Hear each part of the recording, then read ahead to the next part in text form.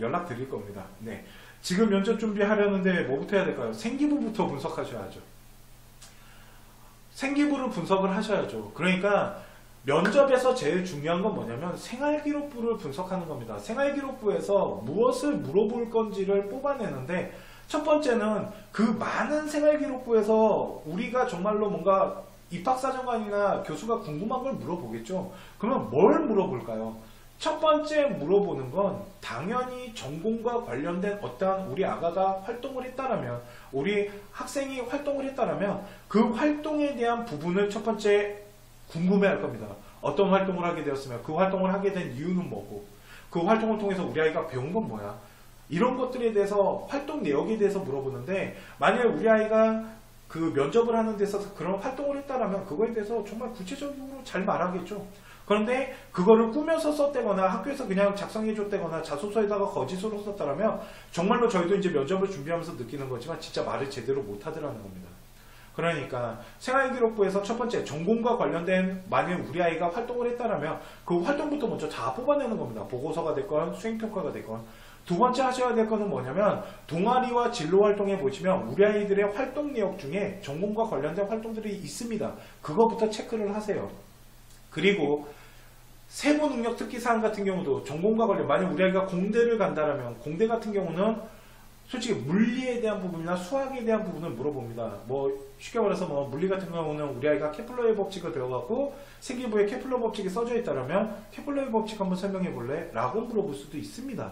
그러니까 세부 능력에 나와 있는 어떠한 이런 우리가 배운 것 중에 설명할 수 있는 법칙이나 이런 개념들, 또한 학교 선생님이 우리 아가 생기부에다가 쓴 것 중에 어떤 말들이 있냐면요, 우리 아이는 참 이걸 잘해요, 우리 아이는 참 이걸 잘합니다, 이런 말이 있으면 당연히 그거는 잘하니까 설명도 잘해야겠네요. 그러니까 그런 부분들을 찾아서 우선적으로 하셔야 된다.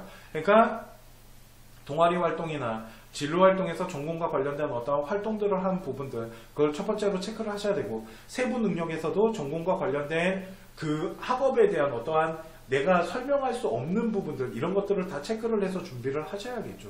이해 가시나요? 이게 가장 먼저 하셔야 될 거예요. 지금 면접 준비 시작하려고 하는데 뭐부터 해야 될까요? 제가 지금 말한 것부터 하시면 됩니다.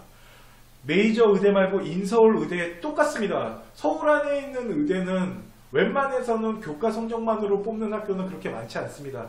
그러다 보니까 그 부분부터, 네, 저도 감사해요. 그리고 네, 저희 구독, 네, 구독을 많이 해야 된다고 그럽니다. 네, 구독 많이 해주십시오. 그리고 메이저 대학 의대뿐만 아니라 인서울 의대도 마찬가지입니다. 보통 서울 안에권에 있는 의대들은 지방과 다르게 뽑을 때 학생부 종합전형의 비중을 좀 높이 둡니다. 그런데 만일 의대 같은 경우 인서울도 어떤 서울이냐에 따라서 조금 틀려지겠지만, 보통 인서울에 있는 학교들은 지방과 틀리게 교과전형보다는 학생부 종합전형 전체적인 거를 보고요.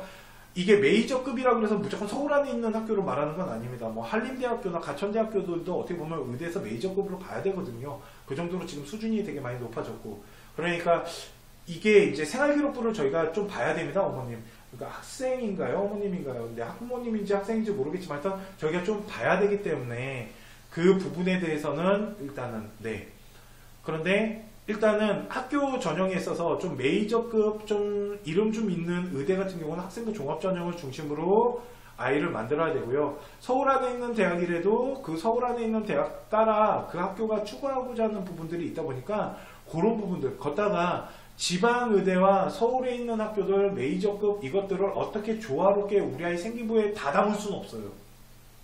정해놓고 가는 겁니다. 이 정도 학교 라인에 이 정도 학교 라인. 그래서 보통은 지방을 가져갈 건지 아니면 서울권과 어떻게 병행할 건지. 솔직히 서울 안에 있는 학교는 아니지만 을지대학교라고 있습니다. 을지대학교 교과전형은 그렇게 높지 않습니다. 최저가 좀 있는 편이지만.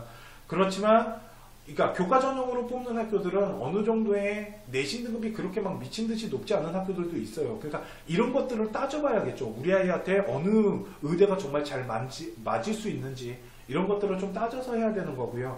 그러다 보니까 네, 일단은 대학교에 어느 정도 군은 형성해 놓고 그거에 따라서 상담을 할 수 있어요. 아예 대학은 몇 개 올려주십시오. 의대에 대해서 올려주시면 의대 대학에 대해서 제가 몇 개 올려주시면 그거 보고 말씀드리고, 장애인 특별전형 면접이요 똑같습니다. 장애인 특별전형 면접도 첫 번째는 서류 신뢰도가 되게 중요합니다. 생활기록부를 일단 분석을 하셔야 돼요. 생활기록부를 일단 분석을 하셔가지고 그 생활기록부 안에 있는 우리 아이의 활동인데, 장애인 특별전형 같은 경우는 어떠한 우리 아이가 되게 몸이 힘들었잖아요. 그런데 그거에 대해서 어떤 활동을 하고